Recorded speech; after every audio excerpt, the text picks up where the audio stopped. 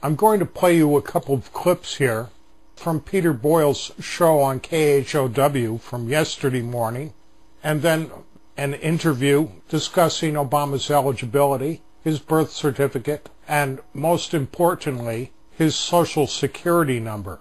I'd like to give you a little background information that I'm aware of, and perhaps with your being aware of it, it might be more meaningful to you, perhaps not. Back in 1980, after Obama started attending Occidental College in California, he joined a communist front group, was known as the Students for Economic Democracy, or the SED. And it was for a meeting with that group that Obama actually made his first public speech. Now, the SED was a splinter group that came out of the group SDS, another communist group that was one time headed by Tom Hayden, husband to Jane Fonda. And the SDS, or Students for a Democratic Society, was of course another communist front group that splintered away and broke up 1968, 1969, back when Obama was only 8 years old. You might recall during the primaries that Barack Obama was questioned about his relationship to William Ayers. And he claimed, well, I was only 8 years old at the time, that he was a terrorist. You can't hold me responsible for that. He's just a man that lives in our neighborhood. And that is what he still maintains today, that William Ayers is just a man that lived in his neighborhood. Another splinter group that came out of the SDS was the Weather Underground. And yes, it was a terrorist group.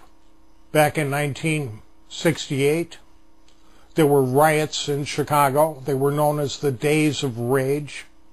They were planned by William Ayers. In 1970, a house exploded in Greenwich Village, and 3 people were killed there. It was the Weather Underground, and they were building 2 bombs, one which they planned to use at a library at Columbia, and the other an anti-personnel bomb being made with dynamite and nails that they were going to plant at a officers' ball at Fort Dix. While the house exploded, 3 members of the Weathermen Underground were killed. It was estimated that they had 60 sticks of dynamite. William Ayers and his wife Bernadine Dorn were involved in the planning of those bombings, and they've never been charged. Continue to 1981, when Obama is making his first year at Columbia. Who else just happens to be living in the same neighborhood as him in New York? William Ayers and Bernadine Dorn. In October 1981, there was a huge Brinks robbery where $1.3 million was stolen. 2 of the Brinks drivers and guards were just shot. They weren't even asked to hand over the money. They were just killed in cold blood. This robbery was carried out by the Weathermen Underground and the Black Liberation Army, working in conjunction. Some of the conspirators were caught, others were not. William Ayers always said that it was a good thing to have a false identification, and that the best false identification would be one that could be tied to a real, genuine Social Security number. We also know that Obama's grandparents were members of a Unitarian church in Hawaii, and that church was involved in aiding and abetting draft dodgers, helping them get false identifications. So with that, as a little bit of a background, here are the clips. Good morning, Peter. Thanks for taking my call. Thank you. You know what? You are right, and I hope you keep this up, because you know what? We can protect ourselves from a thief, but never a liar. And you and I know very well that the only time you seal your records is when you have something to hide, like when you're a teenager. If you do something as a teenager, your records are sealed until the age of 18, and then you have a new slab to start with, you know. Sure. I mean, believe me, if they could, meaning the administration, the man himself, if they had all the right credentials, you'd have seen those 2 years ago. And now, thank you to Donald Trump, this drumbeat grows louder and louder and louder and louder, not to be ignored. Trump is becoming sort of the ping pong ball of the anti-birthers versus the mainstream press, back over the net, back over the net, back over the net. And each time he comes back stronger. And watching all this insanity over the weekends on television and national radio shows. Now, I got to tell you something. 4 weeks ago, none of this would have been spoken about. The fact that Brian Williams set that up last Wednesday on his show, and he said things like, well, we've spoken with the president about this. Well, if you ask a guilty man if he's guilty, he's going to tell you no. You're right. So by simply saying, well, or this other idiocy, saying, well, you've answered all of these questions, or we have checked into this already and found it not to be true, or the kind of stuff that Litwin's writing, or the kind of things that Bill O'Reilly and Glenn Beck have said, it doesn't stop nor keep nor barricade the strength of the questions from going forward. And now this morning, the story takes another turn, and the discussion moves to the Social Security number that the president uses, and this is great work done this weekend, and now we know who, or we believe we know who that number was issued to, and it wasn't to this man. And also, because of the criticisms that were leveled on the radio show about the pictures of the president, and where did they come from, that photoshopped picture? Well, Friday and Saturday, good work. This is the headline. Obama releases pictures from his family album as he rides the Super Tuesday wave.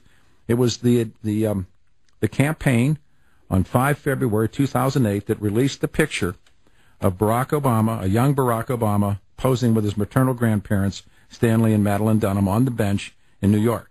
The campaign, photoshopped those pictures. You can see them on the website, KHOW.com. And now we see this next story, that the president's SSN, to a high degree of probability, came from a fellow who may have died in Hawaii. And it's bizarre. It's a bizarre story, but the guy's name is Jean-Paul Ludwig, and he is using, or the president of these United States is using that man's Social Security number. How did he get it? Well, it's believed that he died in Hawaii, and that it could have been Grandma, Madeline Dunham, who, in her volunteer and part-time job, could have very easily gotten the number. And he began to use it with a lot of people believe, his dummied selective service card, or people believe a forged selective service card used for the president when he filed in Chicago to run for office. So there's 2 locations of death for this guy. And that's what I'm saying. It's early in the investigation. And it's interesting that the president was either in Hawaii or California at various times in his early life, but never in Connecticut. And the SSN for Jean-Paul Ludwig was one used and on a backdate forged selective service registration form for Obama that was filed in Chicago, Illinois, when Obama and all of his friends were places that you can now see how unlikely it was. So the number belongs to a man who's dead, who to a high, and again, we're at probability, possibility, but so far, nothing etched in stone. But the info on Jean Paul Ludwig was born in 1890, had a Connecticut SSN that he obtained in 76, died in Hawaii in 81. There are two SSN numbers for him. The records show him dying, of course, in two different states, California, Hawaii, around 1981. His number that was issued to him in March of 1977, 042-684425. Guess who uses that number now, Robert?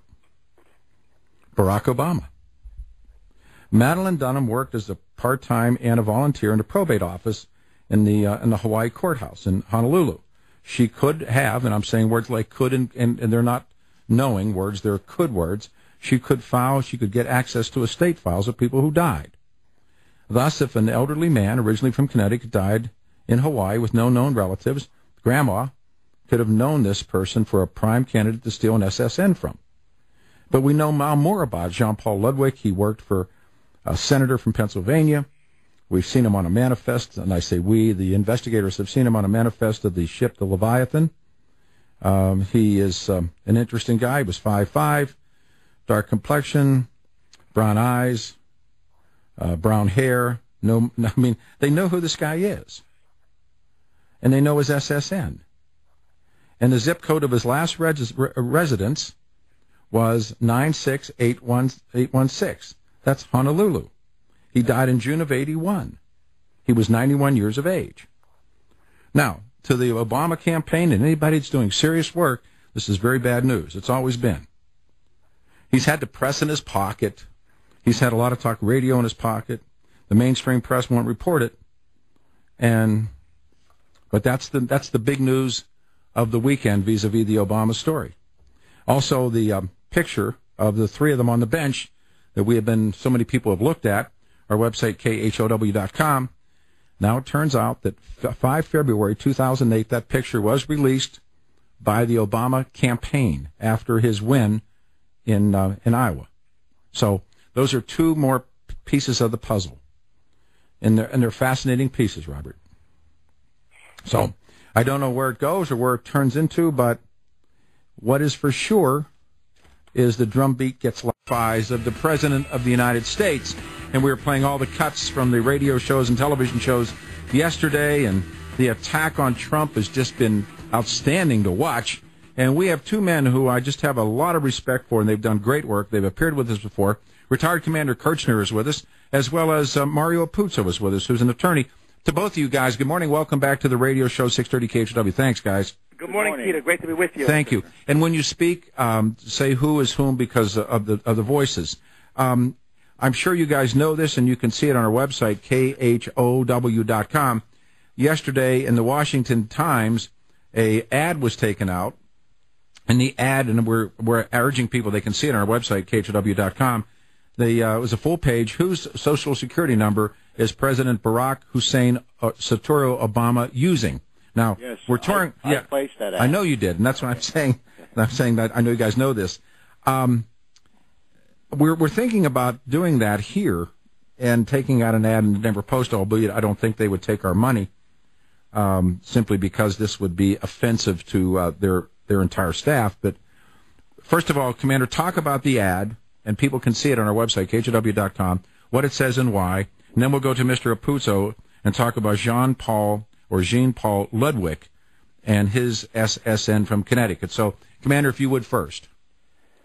Okay. The ad, you have it on your website, but also my website is www.protectourliberty.org, www.protectourliberty.org. That's the organization that raises the funds to place these ads that I have. But the ad is focusing on an issue that, to my knowledge, has not appeared in the print media before in a major way, and that is the, in my opinion, the fraudulent use of a Connecticut Social Security number by Obama. And two investigative reporters have been working on this for years, and they're experts, and they say he's been using this Connecticut prefix Social Security number for quite a long time. In fact, his selective service registration, which was allegedly done in 1980, uses his Social Security number beginning with 042. And if you go to the online selective service site, as pointed out in this ad, a little graphic image there, you put in Obama's name and the exact Social Security number, which we did not run in the ad. I guess there's some laws against running a whole Social Security number, so we avoided that. But we cited in the ad the lawsuit filed in federal court, the docket number, wherein the exact Social Security number has been revealed in the public record in a lawsuit brought by Orly Tates versus Astrew, the Commissioner of the Social Security Administration. And the Social Security Administration is apparently doing a tap dance now because their latest story is that the Social Security number was never issued. Yet if you go into all these public databases that are available to private investigators, you see many addresses listed for Obama with that Social Security number popping up many times. And there also are other Social Security numbers listed for Obama, but this is the primary one. And what's interesting, in some of those databases at properties that he owned, the Social Security number pops up with a date of birth of 1890. Meaning the Social Security number is associated with a person born in 1890, which fits the other analysis for the Social Security number that it was issued around 1977 to an elderly person in Connecticut when Medicare was started up, and apparently that person died intestate, meaning the number he didn't have any living relatives, and the number became available and known to somebody in the Obama family, put it that way. Then they just decided to adopt it and give it to their foreign-born son, Obama. And Madeline Dunham had the wherewithal. She worked in a probate office in Hawaii. That's amazing. A volunteer there, or a part-timer. But Obama is using this number, and he's never been a resident or domiciled in the state of Connecticut, so there was no way he should have a Social Security number with a prefix of 042. The number is 042-68-4425, issued in Connecticut somewhere around March 1977 to, did he pronounce it Jean-Paul Ludwig? Well, no, that's not certain yet. There's been some discussion of that, but the private investigator I'm in touch with says that she's not willing to commit to that person specifically. But there definitely was a person in Connecticut who, now the Sean Paul story sort of fits, but there are two records of him dying, one in Hawaii and one in California. So we don't know if the Social Security Administration's been playing footloose and fancy free with covering up for the Sean Paul record either. So we don't know. But Obama in 1977, when this number was issued, was in Hawaii and 15 years old, working at Baskin Robbins, according to his book. Probably under the table, but he certainly shouldn't have had a Social Security number with a 042 prefix, even if he applied, say, when he was 18 in Occidental College in California, he wouldn't have had a 042 prefix. And this is confirmed that he's using it by many databases. Oh, yeah, sure. But in particular, the selective service record. So his draft registration, he used this Social Security number. So that he can't get away from the fact that he used it. And every institution, every agency, every branch of our government being corrupted to protect this one man. What is going on with our country when now even the Social Security Administration is doing the tap dance to protect him?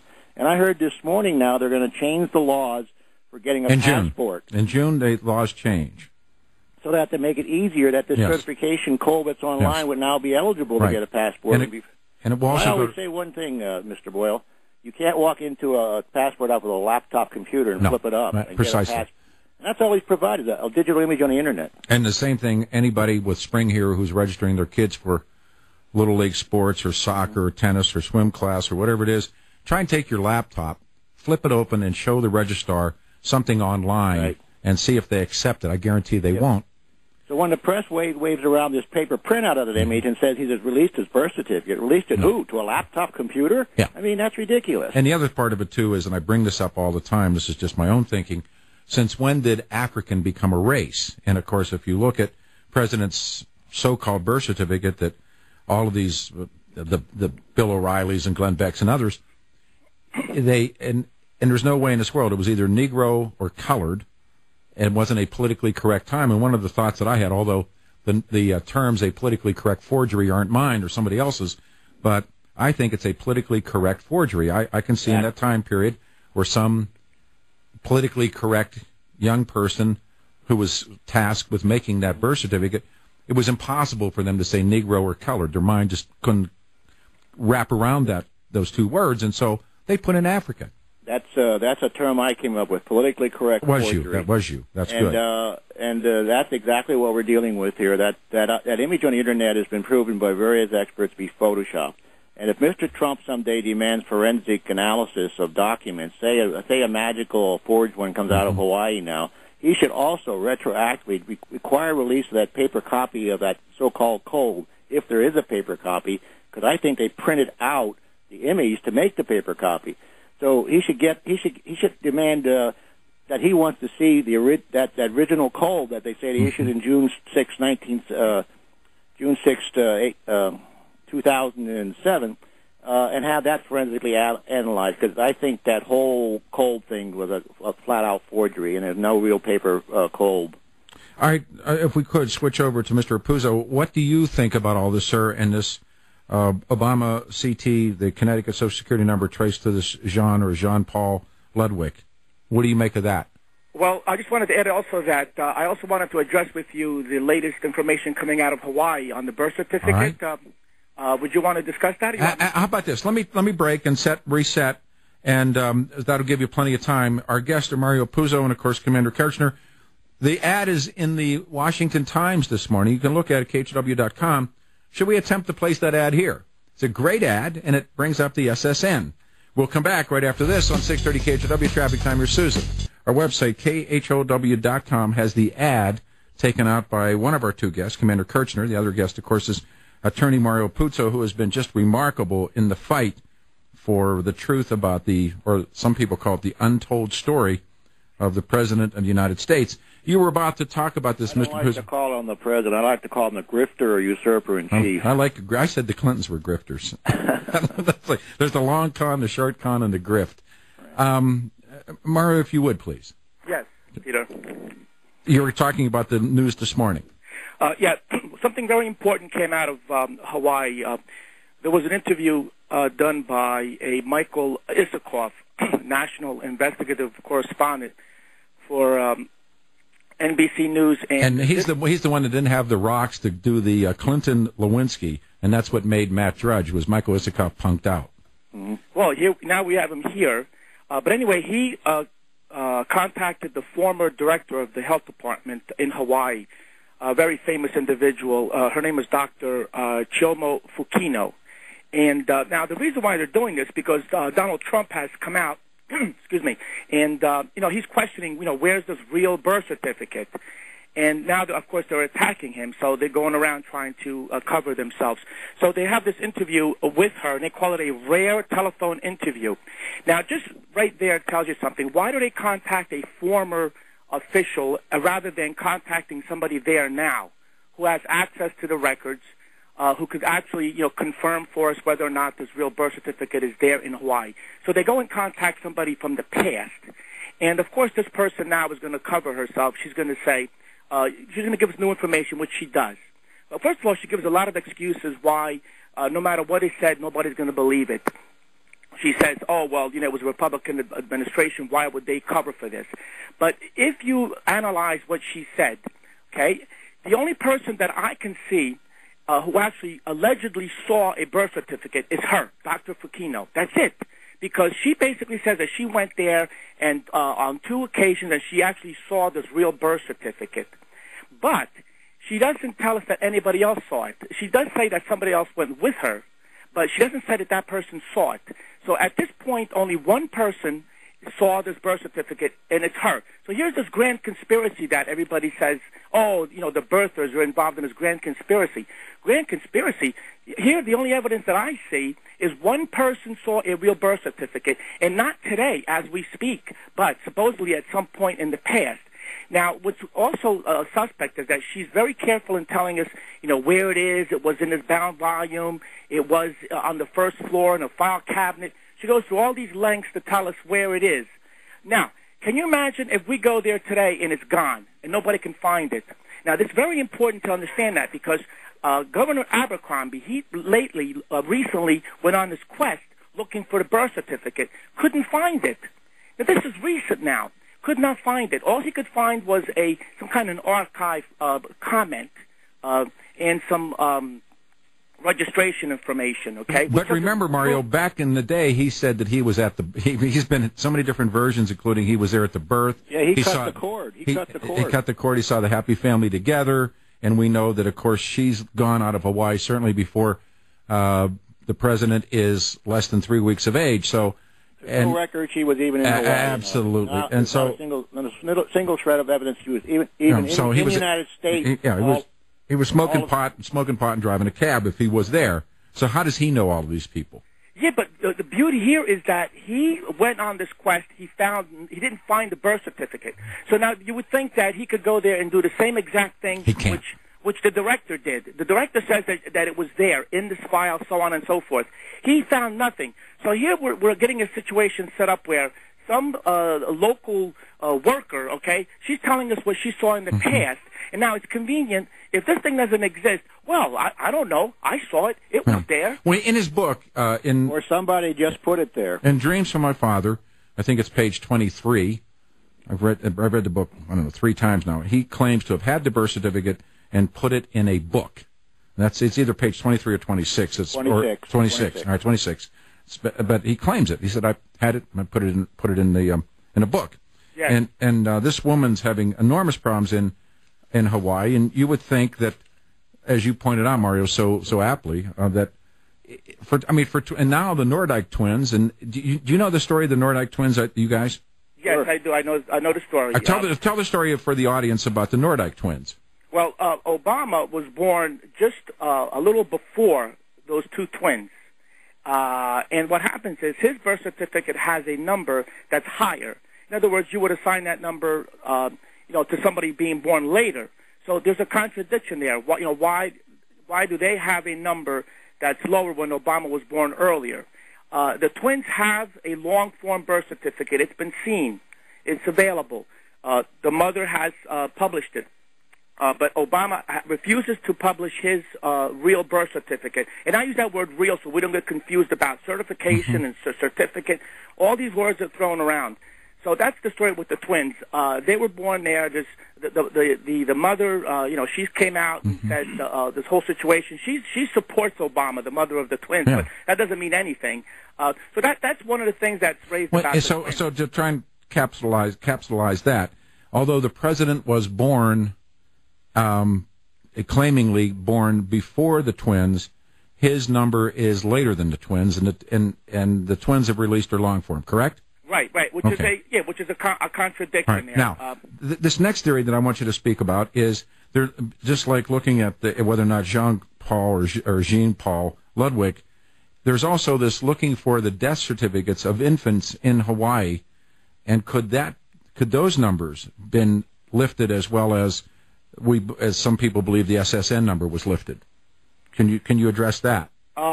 But in reference to what? Why are we talking about death of twins? Well, not death of twins, but infant deaths in 1961.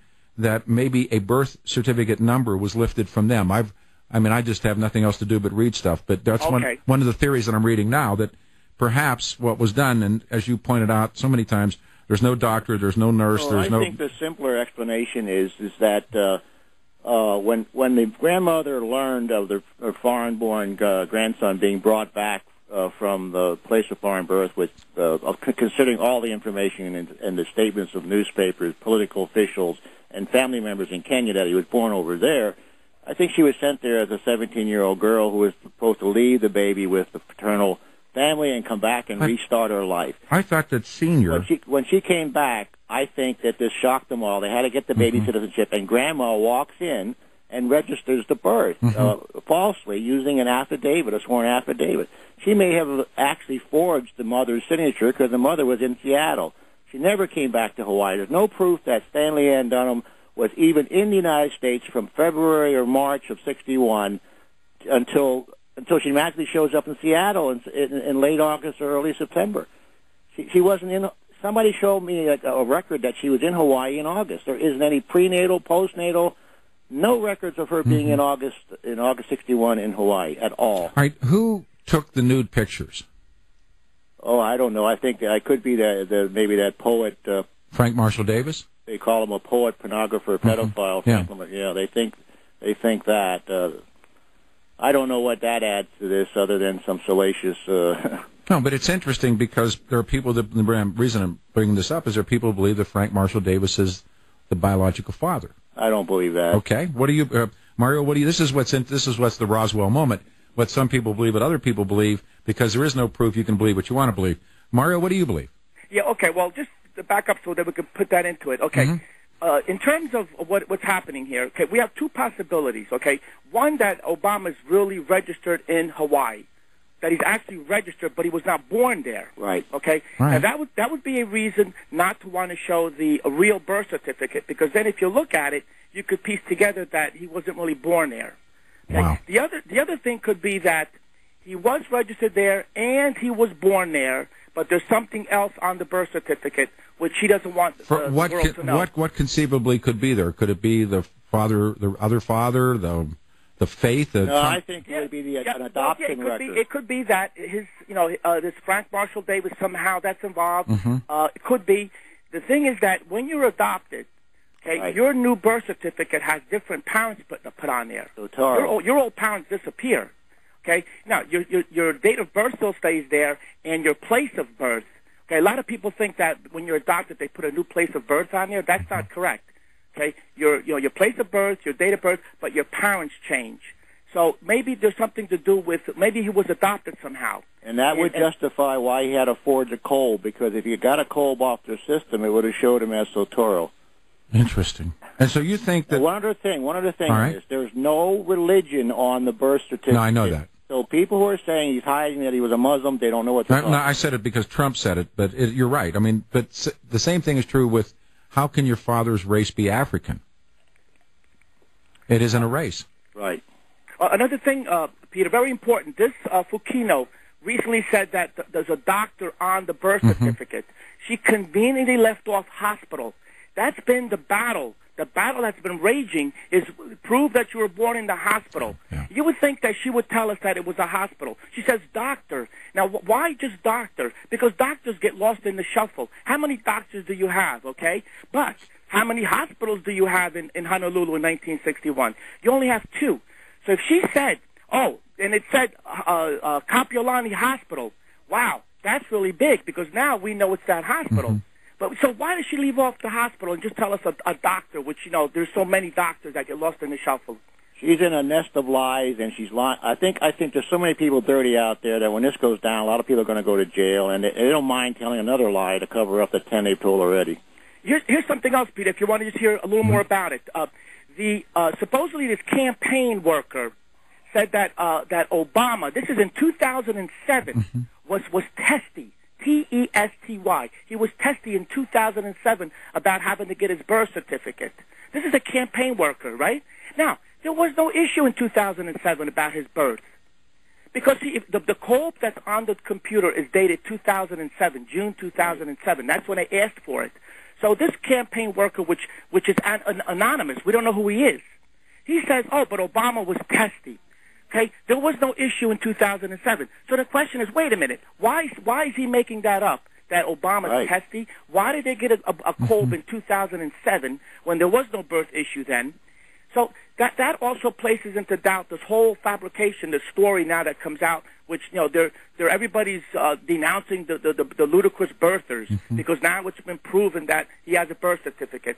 And why can't he show the paper Kolb? Why can't he show the paper Kolb? He's not going to do it. All right, one more question, guys. Actually, it's a double. Let me ask the question, take a break, and come back and have you answer that. How much longer does it go, and what's going on inside of the Oval Office right now as this, and what do you think of Donald Trump? So those are 3. We'll bring these guys back. See the ad that appears in the Washington Times asking whose and why the SSN number that the president is using is an 042. Actually, the number is 042-684425. And the commander takes the ad out in the Times in Washington. Can't put the rest of the numbers in because of law, but those are the numbers. and issued March 77, perhaps to John Paul Ludwig. All right, the guys are with us, Commander's with us, and Attorney Mario Apuzzo is with us. Apuzzo, and I asked this question, number one, how much longer does this go before there is, like, we're playing Texas Hold before they turn the cards over? So, first question, and if you would identify when you speak. Yeah, this is Mario Apuzzo. I think that Donald Trump right now holds the Trump card. That's funny, right? Yeah, he can really blow this thing because he can pressure to the point where, he has the media exposure. Now it's a daily issue. He can basically, he's got to ask the right questions. He can say, well, okay, this Fukino says that there was his birth certificate back then. How come we don't hear of it being there today? How come the governor can't tell us it's there today, right now, as we speak?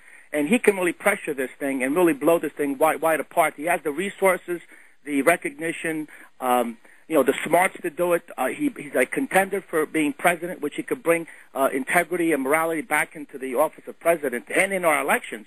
So he could blow this thing wide open, even in a month, 2 months. So that's my prediction. Commander? I think I faxed this ad, a copy of it, to the Trump organization, to his lead lawyer Michael Cohen, and I also emailed it to an email address that is supposedly Mr. Trump's, and also to Michael Cohen. So they know the Social Security number. This newspaper also is delivered as a courtesy copy to every member of Congress and the Senate, the House. They all have this in front of them.